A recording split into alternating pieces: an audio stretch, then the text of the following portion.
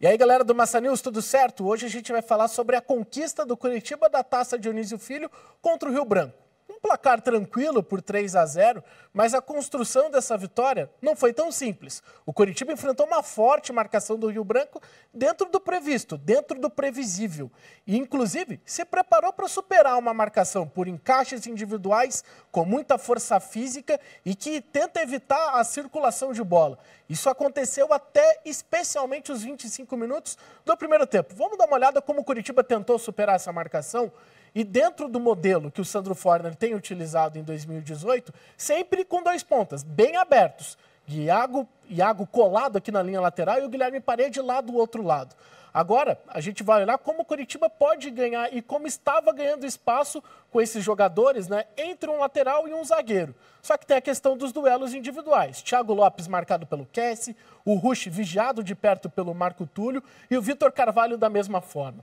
Toda a marcação encaixada, à exceção dos zagueiros, que tem espaço para jogar. Primeiro o Romércio vai tocar essa bola lá para o lado esquerdo para o Léo Andrade, e aí a marcação já está encaixada. No Guilherme Parede, da mesma forma. No meio de campo também. Onde vai um jogador do Curitiba, acompanha o outro do Rio Branco. Aqui a gente vai notar e fica bem claro como os zagueiros do Curitiba tiveram liberdade e como eles poderiam fazer a diferença. Nesse lance, que ninguém pressiona o Thalisson Kelvin, ele consegue até finalizar e a bola vai para fora. A grande questão era essa, como desatar esse nó, como sair dessa marcação. O caminho era esse, né? Abrindo o campo, tentando se movimentar com mobilidade, com tabela e com o drible. A gente vai ver agora o gol do Curitiba. Esse aí, só que através de um outro ângulo para a gente observar como o Alexandro foi fundamental nessa movimentação. Vamos ver como o Curitiba furou a defesa do Rio Branco. Aqui o Alexandro, que sai da área para gerar superioridade numérica em outros setores. Isso vai fazer a diferença. Aqui o Thiagão, que era o marcador dele, não acompanha, tem vantagem, já quebrou a linha de 4 do Rio Branco. Thiago Lopes e Rush vão ganhar os duelos individuais, eles estão marcados individualmente. Tabela com o Alexandro, e o apoio do Alexandro é fundamental, ele tabela com o Júlio Rush, que faz o lançamento para o Iago e tem a finalização do Alexandro.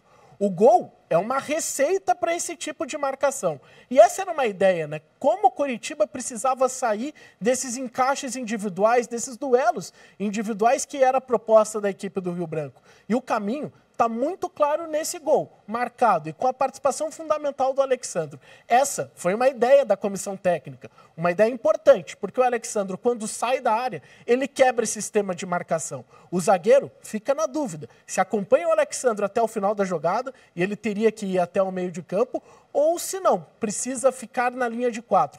Como a referência de marcação do Rio Branco é o jogador adversário e não é a ocupação do espaço, ele vai até o meio do caminho. E criada a dúvida, o Curitiba consegue tabelar e marcar o primeiro gol. É importante a gente dizer que dentro desse jogo que o Curitiba fez, o que fica de maior legado é esse tipo de jogada. É o que o Curitiba precisa repetir mais vezes. Ter mais troca de passes, ter elaboração na sua construção ofensiva, e é justamente o que acontece nesse primeiro gol marcado pelo Alexandro. Um gol importante, um gol que abriu o caminho da vitória do Curitiba, mas um gol que dá um recado de evolução ofensiva. Se hoje o time do Sandro Forner já é muito forte defensivamente, marca de maneira compacta, normalmente apostando numa marcação em bloco baixo no próprio campo, ofensivamente é um time que começa a se desenvolver, começa a construir os seus ataques de maneira mais elaborada, e isso vai ser fundamental para a sequência da temporada, porque vem por aí